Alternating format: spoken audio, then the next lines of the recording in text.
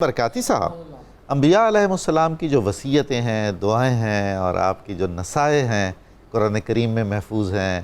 احادیث میں محفوظ ہیں، ان کی کیا حکمت ہے؟ وہ کون سا پیغام ہے جو ہم تک پہنچانا مقصود دین ہے؟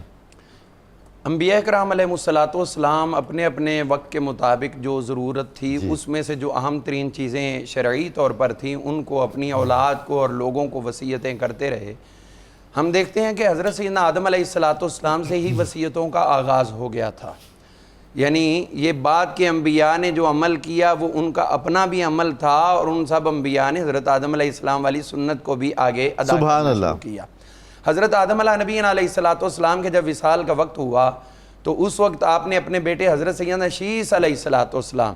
ان کو بٹھایا، اپنے پاس بلا کے ارشاد فرمانے لگے کہ اے میرے بیٹے، میرے بعد آپ انت خلیفتی من بعدی، اللہ اکبر، میرے بعد آپ میرے خلیفہ ہو، سبحان اللہ، میرے بعد آپ میرے خلیفہ ہو۔ تو خود اللہ کے خلیفہ تھے، انی جاعل فی الارض خلیفہ، اور آگے خلافت کو تفویض کر دیا اور فرمانے لگے کہ بیٹا میں تمہیں ایک بات کی خاص طور پر وصیت کرتا ہوں،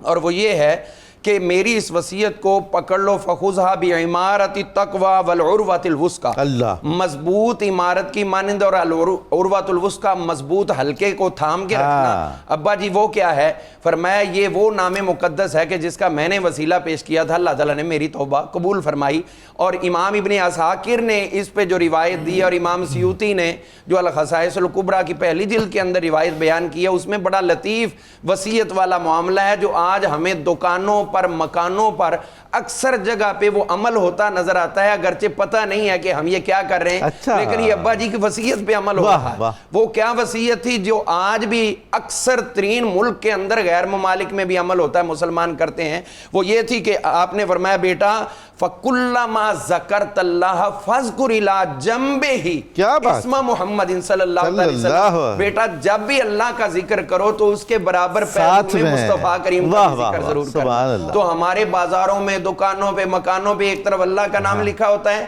اور ایک طرف مصطفیٰ کریم علیہ السلام کا نام مقدس لکھا ہوتا ہے۔ تو یہ اصل میں ہم سب کے ابا جی کی ہی وصیت ہے جو آپ نے فرما دی تھی، اور ساتھ ہی آپ نے واضح کر دیا کہ یہ میں جنت میں جہاں بھی گیا، جنت کے پتوں میں حوران بہشتی کی گردنوں پر اور پھلوں پر ہر جگہ پہ، یہاں تک کہ ساقِ عرش پر بھی اللہ کے نام کے ساتھ ان کا نام لکھا ہوا لکھا ہے۔ اسی طرح حضرت ابراہیم علیہ السلام نے جو وصیت فرمائی، خود قرآن مجید نے اس کا بھی تذکرہ فرما دیا، وَوَصَّىٰ بِهَا إِبْرَاهِيمُ بَنِيهِ وَيَعْقُوبُ يَا بُنَيَّ إِنَّ اللَّهَ اصْطَفَىٰ لَكُمُ الدِّينَ فَلَا تَمُوتُنَّ إِلَّا وَأَنتُم مُّسْلِمُونَ، کہ مسلمان کی حالت میں زندگی بسر کرنا جب وصال بھی آئے تو بھی تمہارا مسلمانی کی حالت میں آئے۔ اسی طرح ہم دیکھتے ہیں بہت سے انبیاء کرام علیہ السلام، حضرت یعقوب کی وصیت ڈسکس ہو چکی، حضرت عیسیٰ علیہ السلام نے جو وصیت کی تھی اور جس کو آج بھی پوری دنیا جانتی اور مانتی ہے، اور وہ کیا، وہ مبشرم برسول یأتی من بعد اسمہ احمد۔ آپ نے اپنی قوم کو وصیت کی تھی کہ جب اس نام والی ہستی تشریف لے آئے تو میں تمہیں بشارت دیتا ہوں وہ آئیں گے اور ضرور آئیں گے، پھر تم نے ان کا کلمہ طیبہ پڑھ کے ان کے دائرہ ایمان میں داخل ہونا ہے۔ حضور سے پہلے سب سے اولین نبی حضرت آدم نے بھی حضور کی وصیت کی، اور آپ سے ماں قبل آخری نبی حضرت عیسیٰ علیہ السلام نے بھی حضور کی ہی وصیت کی ہے۔ جب حضور کی بات آتی تو آپ نے بہت ساری وصیتیں ارشاد فرمائی ہیں، ان میں سے ایک وصیت یہ فرمائی، مرو ابا بکر فلیصلی بالناس، ابو بکر کو حکم دو کہ لوگوں کو جماعت کرایا کرے۔ مصلی حضرت ابو بکر صدیق کو دے دیا، جبہ حضرت ابو بکر صدیق کو دے دیا، قبہ حضرت ابو بکر صدیق کو دے دیا، اور 17 نمازیں جو ہیں وہ حضرت ابو بکر صدیق نے سرکار کی موجودگی میں صحابہ کو پڑھائیں۔ ہر صحابی بشمول حضرت عمر فاروق، عثمان غنی، حضرت مولا علی المرتضیٰ شیر خدا، تاجدار حلتا، سب نے ان کے پیچھے عطا کی ہیں اور مسلسل 17 نمازیں ادا کی ہیں۔ اسی طرح آپ نے جو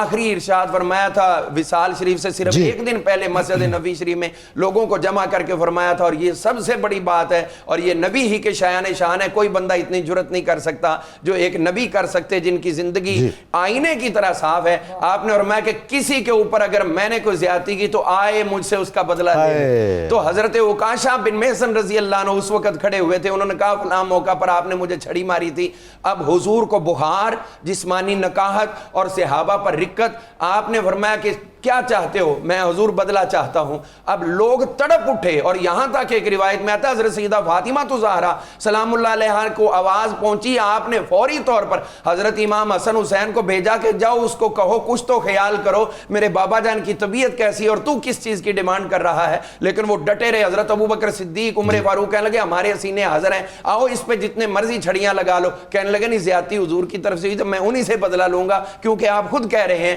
حضور نے فرمایا پیچھے ہٹ جاؤ، یہ ایک نبی کی شان ہے۔ یہ نہیں کہا ساری زندگی میں نے اتنا کچھ دیا، اتنی بات پہ تم اس طرح نہیں۔ آپ نے جب کہا میرا سینہ حاضر ہے، وہ کہنے لگے نہیں، جب آپ نے ماری تھی چھڑی اس وقت میرے سامنے کپڑا نہیں تھا، اس لیے یہ آپ قمیض یہاں سے ہٹائیں تو پھر بدلہ پورا ہوگا۔ پھر جب حکم ملا تو عکاشہ بن محصن دوڑے، چھڑی کو ایک طرف پھینکا اور حضور علیہ السلام کے سینہ مبارک کا بوسہ لینے لگے اور روتے ہوئے عرض کرنے لگے حضور میں ایسا گستاخ کہ کوئی تصور کرو، یہ صرف آپ کے بطن اقدس کا ایک بوسہ لینے کی خاطر میں نے یہ عمل کیا ہے۔ اور میرے مصطفیٰ کریم علیہ السلام ان کے سر انور پر دست شفقت پھیر رہے۔ تو یہ وصیت ہے میرے نبی کے، دنیا سے جب تم جاؤ تو کسی کا بوجھ لے کر کمال ہے نہ جاؤ۔